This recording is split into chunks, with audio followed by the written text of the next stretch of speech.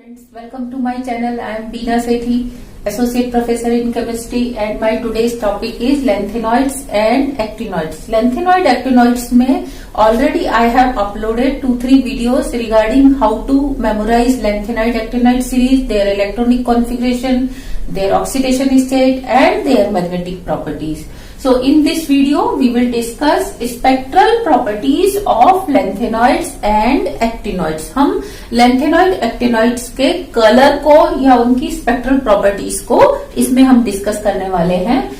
इसमें हम ये ध्यान देंगे कि स्पेक्ट्रल प्रॉपर्टीज इनकी कैसे डी ब्लॉक एलिमेंट से डिफरेंट है और कहां तक वो सिमिलर हैं. तो पहले फ्रेंड्स हम देखेंगे कि डी ब्लॉक एलिमेंट्स की स्पेक्ट्रल प्रॉपर्टीज को हम कैसे समझते हैं. डी ब्लॉक एलिमेंट्स में ये 3d ऑर्बिटल होता है और इसके आउटसाइड क्या होता है, 4s ऑर्बिटल होता है. और जो अनपेयर्ड इलेक्ट्रॉन्स होते हैं वो किसमें होते हैं, d ऑर्बिटल में होते हैं. लेकिन जैसे ही आप कोई कॉम्प्लेक्स बनाते हो या कंपाउंड बनाते हो, यानी कि आपने उसका आयन बनाया, जैसे कि आपने HCCl2 बना दिया, या आपने इस तरीके से NiNH3 का होल 4 0 आपने ये +2 आयन बना दिया. तो आप क्या देखते हो, इसके अंदर और इसके अंदर जब आप इसका कोई कॉम्प्लेक्स बनाते हो तो जैसे ही इसके ऊपर +2 +3 कोई सा भी चार्ज आता है तो इसका ये जो 4s वाला शेल था इसका एग्जिस्टेंस खत्म हो जाता है. क्यों? क्योंकि जब 4s इलेक्ट्रॉन्स ही चले गए तो 4s ऑर्बिटल भी नहीं होगा. अब ये 3d इलेक्ट्रॉन्स जो हैं ये सरफेस पे आ जाते हैं. जब ये सरफेस पे हैं और पास में जैसे ये स्कैंडियम +2 है और इसके पास में क्लोराइड है, तो क्लोराइड के पास अगेन 18 इलेक्ट्रॉन्स हैं. ये 18 इलेक्ट्रॉन्स और इसका ये unpaired electron, they can do little bit interaction. जब ये इंटरेक्शन कर सकते हैं तो इसमें क्या होता है कि जो कलर है वो इस बात पे भी डिपेंड करता है कि जो एनायन है, यानी कि जो इसका एटमॉस्फेयर है, एनवायरमेंट है, वो क्या है. तो इस के इंटरेक्शन के कारण ये जो 5d ऑर्बिटल्स होते हैं, dxy, dyz, dzx, dx2y2 and dz2, ये पांचों की एनर्जी दो पार्ट में स्प्लिट हो जाती है. 3 ऑर्बिटल्स नीचे आ जाते हैं, 2 ऑर्बिटल्स की एनर्जी ज्यादा हो जाती है. अगर ये स्प्लिटिंग किस में हो रही है, ऑक्टाहेड्रल कॉम्प्लेक्स में हो रही है. और अगर यही टेट्राहेड्रल में हो रही है तो 2 ऑर्बिटल नीचे आएंगे और 3 ऑर्बिटल क्या आएंगे, ऊपर. इनको हम क्या कहते हैं, T2g ऑर्बिटल्स, 3 एक जैसे, और ये 2 एक जैसे, डबली जीरेड, और ये होते हैं ट्रिपली जीरेड ऑर्बिटल्स. अब अनपेयर्ड इलेक्ट्रॉन अगर इस डी ब्लॉक वाले आयन के पास है तो वो क्या करेगा, इस डी ऑर्बिटल से इस डी ऑर्बिटल में सनलाइट की प्रेजेंस में ट्रांजिशन करेगा. इस ट्रांजिशन को हम कहते हैं डी ट्रांजिशन. ये जो डी ट्रांजिशन होता है, डी से लेके डी यानी कि T2G से इजी में जो ट्रांजिशन होता है, इसके कारण ये सनलाइट को एब्जॉर्ब करता है, उसमें से कुछ रेडिएशंस को एब्जॉर्ब करता है और उसका जो कॉम्प्लीमेंट्री कलर है वो हमें दिखाई देता है. तो ये जितनी ज्यादा स्प्लिटिंग होगी, रेडिएशन जो एब्जॉर्ब हो रही हैं उनकी वेवलेंथ क्या होगी, अकॉर्डिंगली एब्जॉर्ब होगी. अगर ये कम है तो हायर वेवलेंथ की रेडिएशन एब्जॉर्ब होंगी, और अगर ये ज्यादा है तो लोअर वेवलेंथ की रेडिएशन एब्जॉर्ब होंगी. उसी के अकॉर्डिंग हमें क्या दिखता है, उसका डी ब्लॉक आयन का या सॉल्ट्स का कलर मिलता है. तो इनका जो कलर है वो कई बातों पे डिपेंड करता है, यानी कि इनकी जो स्प्लिटिंग है वो 4 फैक्टर्स पे डिपेंड करती है. पहला, nuclear charge. Nuclear charge means जैसे कि स्कैंडियम +2 में भी D1 है और टाइटेनियम +3 का भी D1 है, तो फिर तो दोनों का क्या होना चाहिए, एक जैसा कलर आना चाहिए. पर एक जैसा कलर नहीं आता है, क्योंकि स्कैंडियम +2 अलग एक्सटेंट तक लिगेंड्स को, एनायंस को अपने पास अट्रैक्ट करेगा, ज्यादा स्प्लिटिंग होगी, और टाइटेनियम और ज्यादा क्या करेगा, स्प्लिटिंग करेगा, क्योंकि इसकी +3 है. तो दोनों का कलर क्या आता है, डिफरेंट. यानी कि कॉन्फ़िगरेशन पे डिपेंड नहीं करता, कॉन्फ़िगरेशन के साथ साथ न्यूक्लियर चार्ज पे डिपेंड करता है. नेक्स्ट, एनवायरमेंट पे. एनवायरमेंट पे इन द सेंस कि एक बार तो आपने स्कैंडियम क्लोराइड बनाया, दूसरा बार आपने बना दिया स्कैंडियम ब्रोमाइड, दोनों में स्कैंडियम का कॉन्फ़िगरेशन न्यूक्लियर चार्ज क्या है, सेम है, लेकिन एनवायरमेंट में एक बार क्लोराइड है, दूसरी बार ब्रोमाइड है, तो क्लोराइड अलग एक्सटेंट तक इसके पास अप्रोच करेंगे, ब्रोमाइड का एक्सटेंट अलग होगा, तो इनकी स्प्लिटिंग दोनों केस में क्या होगी, डिफरेंट होगी, and you will get different colour. Series of 3D 4D 5D यानी कि 3D सीरीज को बिलोंग करता है या 4D को या 5D को। स्कैंडियम के नीचे आता है इट्रियम +2, तो आपने बना दिया इट्रियम क्लोराइड और एक बार बना दिया स्कैंडियम क्लोराइड, तो इसमें 3D1 है, इसमें कॉन्फ़िगरेशन क्या है, 4D1 है, तो क्या दोनों का कलर एक जैसा आएगा, नहीं। ये 3D ऑर्बिटल है, ये क्लोराइड से अलग एक्सटेंट तक क्या करेगा, इंटरेक्शन करेगा, और जब 4D होगा इट्रियम का तो ये थोड़ा सा बड़ा होगा, इसका इंटरेक्शन कुछ और ज्यादा होगा, तो यहाँ पे क्या होगा, दोनों का कलर डिफरेंट आपको मिलने वाला है। यानी कि जो इसका वो कलर है वो एनवायरमेंट के साथ साथ, चार्ज के साथ साथ इसके अपने ऑर्बिटल की नेचर पे भी, कि वो 3D है, 4D है या 5D है, इस पे भी डिपेंड करता है। और दूसरा होता है चार्ज ट्रांसफर स्पेक्ट्रा, यानी कि जिनमें अनपेयर्ड इलेक्ट्रॉन नहीं है, जैसे मैग्नीज +7, इसका कॉन्फ़िगरेशन क्या होता है, D0। तो अकॉर्डिंग टू स्पेक्ट्रल प्रॉपर्टीज का जो कैरेक्टरिस्टिक है कि भैया अनपेयर्ड इलेक्ट्रॉन होंगे तो वो कलर्ड होगा, अनपेयर्ड इलेक्ट्रॉन नहीं होंगे तो वो क्या होगा, कलरलेस। तो इसके पास क्या है, अनपेयर्ड इलेक्ट्रॉन नहीं है, D0 है, फिर भी इसका क्या होता है, पिंक कलर हमें मिलता है, शार्प पिंक कलर मिलता है। क्यों मिलता है हमें, क्योंकि इसके जो D ऑर्बिटल हैं वो S के साथ क्या करते हैं, मिक्सिंग कर लेते हैं, यानी कि जो नीचे वाले D ऑर्बिटल्स हैं इनकी मिक्सिंग S के साथ कुछ अलग एक्सटेंट पे है, और जो ऊपर वाले D ऑर्बिटल्स हैं उनकी मिक्सिंग क्या है, अलग एक्सटेंट पे है।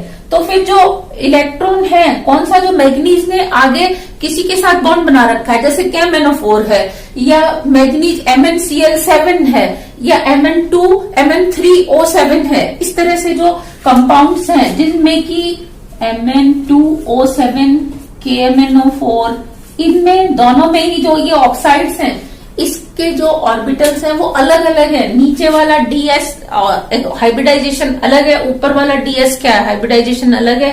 तो इस तरह से चार्ज ट्रांसफर, यानी कि वो मेटल टू लिगेंड और लिगेंड टू मेटल क्या होता है, चार्ज ट्रांसफर स्पेक्ट्रा होता है, और उस स्पेक्ट्रा के कारण इनका काफी इंटेंस कलर हमें मिलता है। तो ये था किसके बारे में, ब्रीफ में डी ब्लॉक का जो कलर है वो किन किन फैक्टर्स पे डिपेंड करता है डी ब्लॉक में। लेकिन what about lanthanoids and actinoids, lanthanoids और एक्टिनॉइड्स में क्या होता है कि कॉन्फ़िगरेशन क्या है लैंथेनॉइड्स का, 4f02 14 5s2 5p6 5d 021 6s2, यानी कि यहां आपका जो अनपेयर्ड इलेक्ट्रॉन है वो इसमें है 4f में, ये 4f में अनपेयर्ड इलेक्ट्रॉन है, और ये किस किस से शील्डेड है, देखो ये अगर 4f है, इसके बाहर पहले एक शील्ड किसकी आई, देखो 5s और 5p की, ये 5s 5p की, क्योंकि 5s 5p तो पहले ही फेल्ड हो जाते हैं 4f से भरने से भी पहले।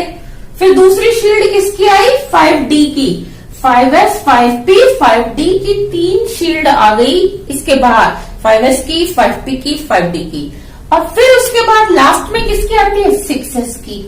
जैसे ही आप +3 आयन बनाते हो वैसे ही क्या होता है कि ये 6s ऑर्बिटल का एग्जिस्टेंस खत्म हो जाता है, लेकिन अभी भी 5d 5s और 5p ऑर्बिटल होते हैं, लेकिन जब आप +3 बनाते हो तो d ऑर्बिटल भी क्या होता है, खत्म हो जाता है। ये d ऑर्बिटल को भी मैंने क्या किया, मैंने अलग से इसलिए रेड कलर का बनाया था, ये d ऑर्बिटल भी खत्म हो गया, लेकिन अभी भी क्या ये सरफेस पे आ गया, ये सरफेस पे अभी भी नहीं आ पाया, क्योंकि अभी भी ये वेल शील्डेड है किससे, 5s से और 5p से, फर्स्ट थिंग। इसीलिए इसका कलर डी ब्लॉक के जो आयंस हैं उनके कलर से क्या होगा, डिफरेंट, इसकी स्पेक्ट्रल प्रॉपर्टीज जो है they will be different from D block ions की स्पेक्ट्रल प्रॉपर्टीज से। यहाँ पे एफ ऑर्बिटल्स आपके पास कितने होते हैं, 7 होते हैं, और वो 7 ऑर्बिटल्स इस तरह से 3 की एनर्जी कम, 3 की उससे ज्यादा, और 1 की एनर्जी क्या होती है, सबसे ज्यादा हो जाती है। तो यहाँ पे जो ट्रांजिशन होते हैं वो कौन से ट्रांजिशंस होते हैं, एफ ट्रांजिशंस होते हैं। और ये एफ ट्रांजिशन, जैसे कि ये एक आपने मान लिया सीरियम +3 आयन है जिसका कॉन्फ़िगरेशन है F1। ओके, अब यहाँ पे F1 है तो मैंने एक इलेक्ट्रॉन दिखा दिया, 5s2 है, 5p क्या है, 6 है। बाहर इस आयन के बाहर मैंने अगर 6 लिगेंड्स लगा दिए, ये एक ligand, ligand number 2, ligand number 3, ligand number 4, ligand number 5, इसके बाहर की तरफ लिगेंड नंबर 6, इसके क्या होगा, बैक साइड पे होगा।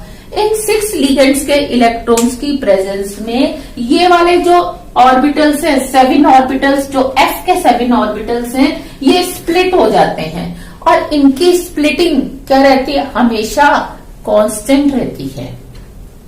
कांस्टेंट रहती है इससे क्या मतलब है, F1 कॉन्फ़िगरेशन चाहे सीरियम +3 का है, चाहे प्रेसोडायमियम +4 का है, नियोडायमियम +5 का है, इस पे डिपेंड नहीं करता। जो इसकी डिफरेंस है इट रिमेन्स कांस्टेंट, इसीलिए जो ये सनलाइट से लाइट एब्जॉर्ब करेंगे ये भी क्या होगा, कांस्टेंट वेवलेंथ की लाइट को एब्जॉर्ब करेंगे और इनका कलर क्या होगा, सेम होगा। फर्स्ट थिंग कि इनका कलर न्यूक्लियर चार्ज पे ज्यादा डिपेंड नहीं करता, एक्टिनॉइड्स में थोड़ा सा करेगा पर लेंथिनॉइड्स में नहीं करता। एनवायरमेंट पे कैसे, आपने चाहे तो सीरियम क्लोराइड बनाया, चाहे आपने सीरियम ब्रोमाइड बनाया, चाहे आपने सीरियम साइनाइड बनाया, होगा क्या कि क्लोराइड, ब्रोमाइड, साइनाइड से इसके कलर पे कोई फर्क पड़ने वाला नहीं है। बस ये देखा जाएगा कि F1 कॉन्फ़िगरेशन है तो चाहे क्लोराइड हो, चाहे ब्रोमाइड हो, चाहे साइनाइड हो, कलर विल रिमेन सेम। तो हम कहेंगे कि एनवायरमेंट के ऊपर लेंथेनॉइड्स का जो कलर है it does not depend. Series of 3D, 4D, 5D, इसके ऊपर बहुत ही कम फर्क पड़ता है। कैसे कि अगर आपने F1 एक तो 4F का लिया सीरियम, प्लेटिनम के बाद सीरियम, और एक आपने लिया थोरियम +3 के सॉल्ट्स ले लिए, तो ऑलमोस्ट इनके कलर क्या रहते हैं, सेम रहते हैं। सिर्फ जो ज्यादा ऑक्सीडेशन स्टेट हो जाती है उस केस में क्या होता है कि लिगेंड्स ज्यादा अंदर तक अप्रोच कर जाते हैं, वहां थोड़ा सा फर्क पड़ जाता है। अदरवाइज इन जनरल जो है सीरीज के ऊपर की वो 4F है कि 5F है, इसके ऊपर कलर डिपेंड नहीं करता। लेकिन चार्ज ट्रांसफर स्पेक्ट्रा, जैसे वहां पे DS मिक्सिंग हो जाती थी, ऐसे यहाँ पे क्या होता है, FD मिक्सिंग हो जाती है। FD, ये F ऑर्बिटल्स D के साथ अलग अलग अमाउंट में क्या होते हैं, मिक्स हो जाते हैं। कि इसमें अगर D की 20% है तो यहाँ पे हो सकता है 20 से ज्यादा 22 हो, यहाँ पे हो सकता है और ज्यादा हो, 24% तक D की मिक्सिंग हो।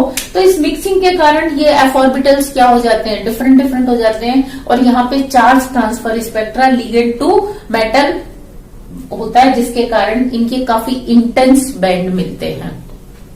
यहीं पे एक क्वेश्चन और बनता है कि जो लेंथेनॉइड एक्टिनॉइड्स हैं इनके स्पेक्ट्रा काफी इंटेंस होते हैं, जबकि डी ब्लॉक के जो होते हैं वो लेस इंटेंस होते हैं। वाई इनके ज्यादा इंटेंस क्यों होते हैं, क्योंकि यहाँ पे जो 4F ऑर्बिटल हैं दे आर डीप सीटेड, अंदर की तरफ है, इनका प्रोजेक्शन बाहर नहीं है, they can't interact with atmospheric या एनवायरमेंटल इलेक्ट्रॉन। तो इसीलिए इनकी एनर्जी जो है वो कांस्टेंट रहती है। ऐसा नहीं कि नीचे वाले की कभी कम हो रही है कभी ज्यादा, ऊपर वाले की कभी कम हो रही है और ज्यादा, और आपको एक ब्रॉड पीक मिले।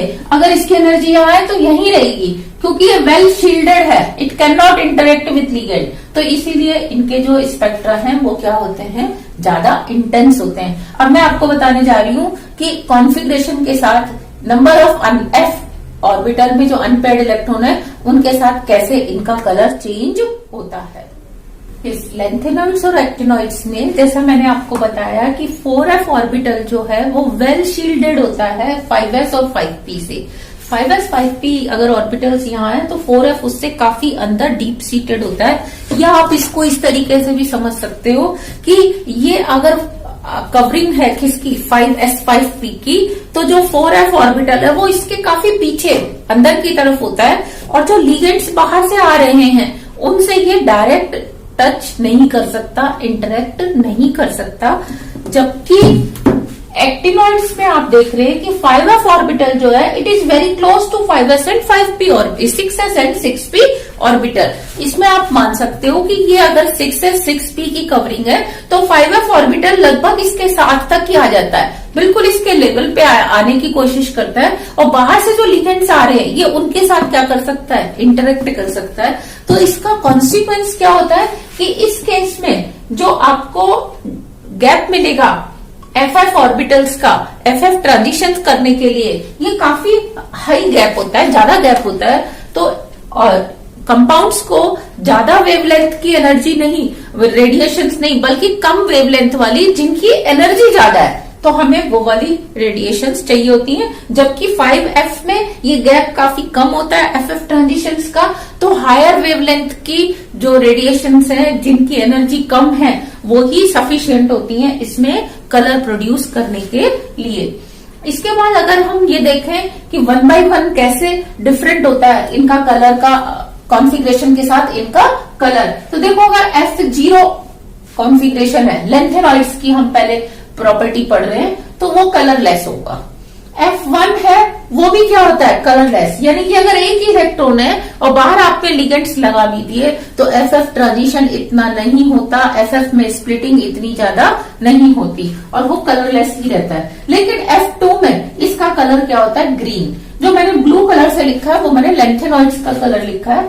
और F3 अगर 3 अनपेयर्ड इलेक्ट्रॉन हो जाते हैं तो इसका कलर हो जाता है पिंक, और F4 होने पर पिंक, F5 होने पर येलो, और F6 होने पर पेल पिंक, और F7 होने पर क्या होता है, कलरलेस हो जाता है। सेम यहाँ पे ध्यान दो, क्योंकि ये चार्ज के ऊपर डिपेंड नहीं करता, तो F14 में भी कितने इलेक्ट्रॉन है, 0, तो यहाँ पे नंबर ऑफ इलेक्ट्रॉन पे डिपेंड करता है। इसके अंदर भी 0 है, F14 में भी 0 है, तो दोनों ही क्या है, कलरलेस। फिर आपने देखा F13 में एक अनपेयर्ड इलेक्ट्रॉन है, F1 में एक है, दोनों क्या है, कलरलेस। तो यहाँ ये इनकी स्पेसिफिक प्रॉपर्टी है कि जो कलर ऑफ आयंस है it doesn't depend on nuclear charge, it not on environment, it depends on configuration only. F12 में देर आर 2 अनपेयर्ड इलेक्ट्रॉन, तो इसका कलर अगर ग्रीन है तो इसका भी क्या है, लगभग इसके जैसा पेल ग्रीन होता है। ये थोड़ा सा डिफरेंस भी क्यों आता है, क्योंकि जब हम लेफ्ट टू राइट जाते हैं तो लेंथेनॉइड कॉन्ट्रैक्शन होने के कारण वो और ज्यादा अंदर आ जाता है 4F, यानी कि यहां से भी और अंदर आ जाता है, तो इसका इंटरेक्शन अमाउंट जो है लिगेंड के साथ वो और भी कम हो जाता है। फिर F3 3 अनपेयर्ड इलेक्ट्रॉन है तो पिंक, देखो इसका कलर भी क्या है, पिंक है। F4 का कलर क्या है, पिंक, इसका थोड़ा सा पेल पिंक है। F5 का येलो, इसका भी येलो कलर है। F6 का पेल पिंक, इसका भी क्या है, पेल पिंक। F7 कलरलेस, चाहे उधर से F7 आ जाओ, ये 7 है, तो F7 क्या होगा, दोनों तरफ से कहीं से भी आ जाओ क्या होगा, कलरलेस। तो यहाँ हमने एक कंक्लूजन ड्रॉ किया कि नंबर ऑफ अनपेयर्ड इलेक्ट्रॉन्स पे डिपेंड करता है, कॉन्फ़िगरेशन पे भी नहीं करता। कॉन्फ़िगरेशन F0 है, F14 है, लेकिन क्योंकि नंबर ऑफ अनपेयर्ड इलेक्ट्रॉन 0 है तो इनका कलर भी सेम है। यहाँ देखो F3, यहाँ F11, कॉन्फ़िगरेशन इज डिफरेंट लेकिन number of unpaired electron is same, इसीलिए इनका कलर भी क्या आता है, सेम। तो ये एक यूनिक प्रॉपर्टी है लेंथेनॉइड्स एक्टिनॉइड्स की कि इनमें जो कलर है it depends only on number of unpaired electrons. ये मैंने आपको बताया लेंथेनॉइड्स का कलर। लेकिन अगर मुझे एक्टिनॉइड्स का देखना है, मैंने सबसे पहले ले लिया एक्टिनम +3, ये हो गया thorium +3, प्रेसोडायमियम +3, नियोडायमियम +3, promethium +3, samarium +3, europium +3 and gadolinium +3। तो यहां हम क्या ध्यान देते हैं कि इसके पास भी 0 इलेक्ट्रॉन है, एक्टिनियम +3 के पास, और थोरियम +3 के पास 1 है, तो ये भी कलरलेस ही है, जबकि ये 5F सीरीज के हैं। अब अगर बात करें हम प्रेसोडायमियम +3 की, तो इसके पास कितने इलेक्ट्रॉन है, 2, लेकिन इसका कलर कैसा होता है, रेड होता है। नियोडायमियम +3 की बात करें तो इसका कलर होता है ब्लू पर्पल। प्रेसोडायमियम +3 की बात करें तो इसका कलर होता है वायलेट। समेरियम +3 की बात करें तो भी वायलेट। यूरोपियम की बात करें तो पिंक, और गैडोलिनियम की को डिस्कस करें तो ये होता है कलरलेस। यहाँ मैंने सबके ऊपर कौन सा चार्ज लिया है, +3 चार्ज लिया है और +3 चार्ज के साथ मैंने डिस्कस किया है कि इनका कलर कैसे होगा। अब मैं इस साइड क्या डिस्कस करने वाली हूं कि मैं इन्हीं का ही +4 आयन बना दूं, क्योंकि एक्टिनॉइड सीरीज जो बाकी की हेवियर एक्टिनॉइड सीरीज है वो क्या है, सारी की सारी रेडियो एक्टिव है, उसकी स्टडी अभी तक ज्यादा नहीं हुई है, तो इसीलिए जो उनके कलर के बारे में भी हम ज्यादा डिस्कस नहीं कर सकते। तो यहाँ जो मैंने कलर लिखे हैं एक्टिनॉइड्स के वो डिपेंड करते हैं +4 के ऊपर। जैसे ये मैंने ले लिया थोरियम +4, अब थोरियम +4 का कॉन्फ़िगरेशन क्या होगा, 0। थोरियम +4 का क्या होगा, 0, तो वो कलरलेस होगा। तो इसके पास भी 0, इसके पास भी 0। फिर यहां मैं ले लूं प्रेसोडायमियम +4, फिर नियोडायमियम +4, प्रोमेथियम +4, समेरियम +4, यूरोपियम +4 और गैडोलिनियम +4। तो इनके पास नंबर ऑफ अनपेयर्ड इलेक्ट्रॉन देखो 0, 1, 2, 3, 4, 5, 6 ऐसे चेंज हो रहे। यहाँ पे भी 0, 1, 2, 3, 4, 5, 6 चेंज हो रहे थे। तो इनका कलर इनके कंपैरिजन में थोड़ा सा क्या आता है, डिफरेंट आता है। देखो नियोडायमियम का कलर कैसा है, ग्रीन, प्रोमेथियम का कलर येलो ग्रीन, समेरियम +4 का कलर ऑरेंज, जबकि समेरियम +3 का कलर कैसा था, येलो वॉयलेट कलर था। फिर इसी तरह से गैडोलिनियम का कलर होता है पिंक, और गैडोलिनियम +4 का ये होगा EU, europium +4 and this one is gadolinium +4, इसका पेल पिंक। तो ये हमने देखा spectral properties of lanthanoids and actinoids. Again I am revising little bit कि लेंथ डी ब्लॉक में वो d ऑर्बिटल सरफेस पे होता है, it can interact with surface, इसीलिए क्या होता है कि उसका जो वैल्यू है कलर की it depends on environmental electron also, जबकि इसमें एनवायरमेंट के इलेक्ट्रॉन्स पे डिपेंड नहीं करता, सिर्फ नंबर ऑफ अनपेयर्ड इलेक्ट्रॉन या लिटिल बिट चार्ज के ऊपर डिपेंड करता है, या लिटिल बिट 4f का है कि 5f का। और इसके भी जो चार्ज ट्रांसफर स्पेक्ट्रा होते हैं वो काफी क्या होते हैं, इंटेंस होते हैं। Now I am going to discuss difference between color of lanthanoids and actinoids. Now we will see comparison of spectrum of transition and lanthanoid metals. ये lanthanoid metals और transition metals के spectrum में क्या difference होता है। ये जो transition metals का spectrum है it is only because of due to DD transitions, जबकि जो लैंथेनॉइड्स का स्पेक्ट्रम है it is because of FF transition. फिर DD ट्रांजिशन में एनवायरमेंटल इंटरेक्शन इज देयर, इसीलिए इसके ब्रॉड पीक्स मिलते हैं, जबकि इसमें एनवायरमेंटल इंटरेक्शन क्या होता है, मिसिंग होता है, इसीलिए इसके नैरो पीक्स मिलते हैं। फिर इसमें position of and intensity off peak, कि आपको जो स्पेक्ट्रम है उसमें पीक की पोजीशन कहाँ होगी, उसकी इंटेंसिटी क्या होगी, इट डिपेंड्स ऑन एनवायरमेंट, जबकि इसमें position and intensity off peak is environmental free, environment का उस पर कोई फर्क नहीं पड़ता। इसमें DS मिक्सिंग के कारण charge transfer spectra are possible, इसमें भी charge transfer spectra are possible, लेकिन मिक्सिंग कौन सी होती है, FD मिक्सिंग होती है। और क्योंकि यहाँ मिक्सिंग है इसीलिए इसके पीक्स कैसे मिलते हैं, ब्रॉड पीक मिलते हैं, और इसमें भी जब चार्ज ट्रांसफर स्पेक्ट्रा होते हैं तो हमें ब्रॉड पीक मिलते हैं। तो students it was the spectral property of lanthanoid and actinoids. साथ में मैंने डिस्कस की है ट्रांजिशन एलिमेंट्स की, जिन्होंने मेरे पहले वाले वीडियोस नहीं देखे हैं जिसमें मैंने लैंथेनॉइड्स को याद करने का तरीका बताया, electronic configuration, oxidation states and magnetic properties. So you should watch these videos also, उससे आपको इस वीडियो की भी क्या होगी, बेटर अंडरस्टैंडिंग।